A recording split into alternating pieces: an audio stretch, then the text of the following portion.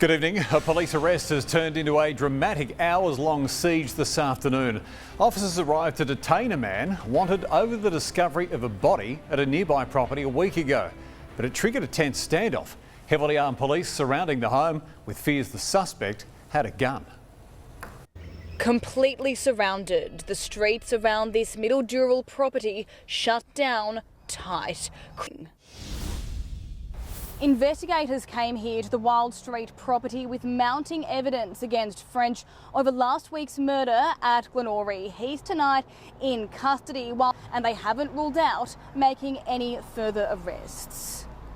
Inga, appreciate that. Thanks for the update. Well, a man has faced court today accused of smuggling a fugitive out of the country who's suspected of being linked to that fake caravan bomb plot in Sydney's northwest.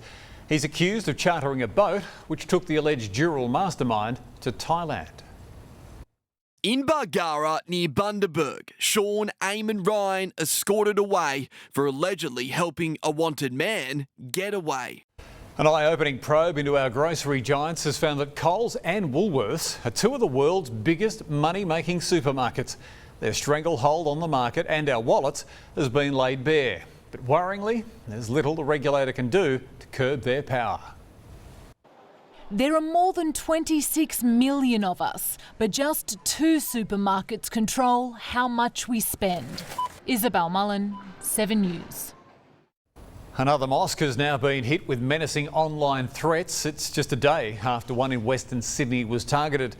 Detectives believe the same social media account commented, urging for a repeat of the Christchurch massacre. If people are going to drag up reprehensible, completely odious and frankly racist attacks on members of our community, we're going to confront it with the laws. It's the third mosque in just under 3 weeks to receive similar threats. Local Muslim groups are calling for stronger hate speech laws. Tonight, we can reveal the Australian Air Force has a new strike capability to defend against enemy naval forces.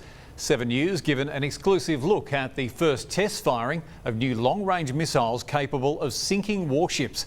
We can also reveal the test was conducted right as China stalked our coast. Above the Pacific, 2 Australian Super Hornets. Tim Lester, 7 News.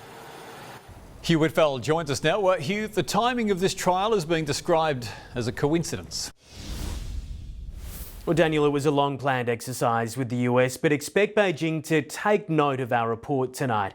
Australia's capability has clearly expanded to spend more on defence. Dan. Good on you, Hugh. Thanks. Plenty more still to come in 7 News tonight, including the volcanic eruption that's halted flights to Bali. And Prince William touches down in Estonia in a show of support for allies. And we've got some other news coming your way, just like that, in moments. There's global travel chaos tonight with London Heathrow, the world's second busiest airport, announcing an almost unprecedented shutdown. Ben Downey's there. Ben, a substation fire's cut power to the terminals. Good evening, Daniel. Well, this is causing enormous problems, not just in London and the UK, but in Europe and across the world. This is the reason: a giant fire at a substation which supplies power to the airport. And passengers have been told to stay away from all 5 terminals of the airport today, with the effects of this disruption expected to be felt for days. Daniel? Thanks again for the update. Appreciate it. A volcanic eruption in Indonesia has upended travel plans for Australians heading to Bali. Jetstar, Virgin and Qantas cancelled flights between them today. The ash cloud has reached around 8,000 metres in the air. That's impacted those flight paths. Now, thankfully, the disruption has been contained for now and normal flight operations resumed this afternoon. It's one for the history books. Kirstie Coventry has become the first woman and African to be elected president for the International Olympic Committee. The Zimbabwean 2-time Olympic gold medalist secured the top job, ushering in a new era for the Games. Coventry's become the IOC's 10th president, serving an 8-year term. That's set to get underway in June. Still to come, we'll get a market update from Amelia Brace, and then in sport, injury carnage in last night's grand final rematch between the Storm and the Panthers. Hello So a crypto crackdown is in the works. If Labor's re-elected, it will regulate the sector to the same standard as banks. They say it's a balance between protecting consumers and encouraging innovation. The industry is on board. PJ giant Peter Alexander can sleep easy, posting record sales. However, cost of living pressures hurt parent company Premier Investments, with kids' stationery brand Smiggle struggling. And Victoria has earned an unwanted title, Australia's shoplifting capital, the state accounting for 30% of incidents. That's according to the supermarkets, and didn't they have a great day? Investors loved that ACCC report, and ultimately it pushed the benchmark to its biggest weekly gain of the year. As for our dollar, it slipped below 63 US cents. Well, we did say the grand final rematch will tell plenty about the Panthers, and it showed they are as brave and as committed as ever. They'll get their season going though without Nathan Cleary next week, one of several big casualties from a stoush with the Storm. Back home from Melbourne, brave but beaten. Nathan Cleary looking worse for wear. Usman Khawaja's accused his Queensland cricket boss of lying with a shot at Peter Dutton along the way. One of the more bizarre sporting feuds we've seen in a long time. Queensland cricket chief Joe Dawes essentially accused Khawaja of faking injury to go to the F1 instead of playing a decisive Sheffield Shield game. There goes sport for the week. Kirstie has some national weather details for you next. And tonight's weather photo, it's Kathy flying high above Port Macquarie. If you'd like to have yours on the telly, snap it and send.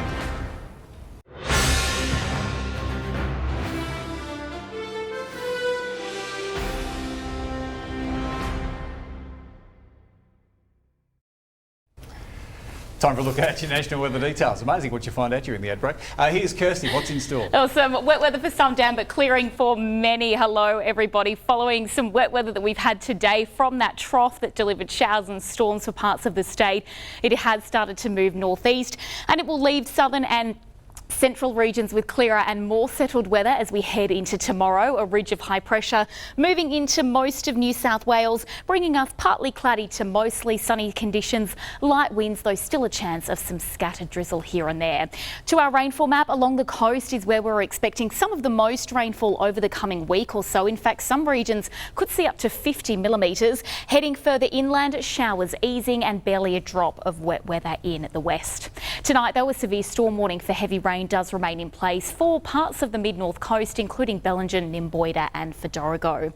Statewide tomorrow, clearer through southern and central regions, but we can see that wet weather increasing through the north, around 2 to 5 millimetres, both in Armidale and for Coffs Harbour too. Cloudy with some possible storms around, a couple of millimetres in Sydney and for Wollongong, but clear skies through Orange, Parkes and for Wagga. Nationwide tomorrow, also clearer through the southeast of the country. Melbourne a fine 21 degrees, warmer in Canberra 28 the top. We're expecting a 30-degree day in Alice Springs with some storms and showers, and the low 30s for Brisbane, Dan. Kirstie, have a lovely weekend. Thank you for that. Well, Australia has been knocked off the top 10 happiest places in the world. Finland took our top spot for the 8th year in a row. Denmark second. Australia down in 11th. The country that pipped us for that top 10 spot, Mexico. Some of the key factors affecting happiness, including access to nature, a strong welfare system and close family bonds. Not happy, Jan. And that's your news for this Friday, the 21st day of March. Thanks again for your company. I'm Daniel Gibson. Till I see you, have a wonderful weekend. Be safe. Bye for now.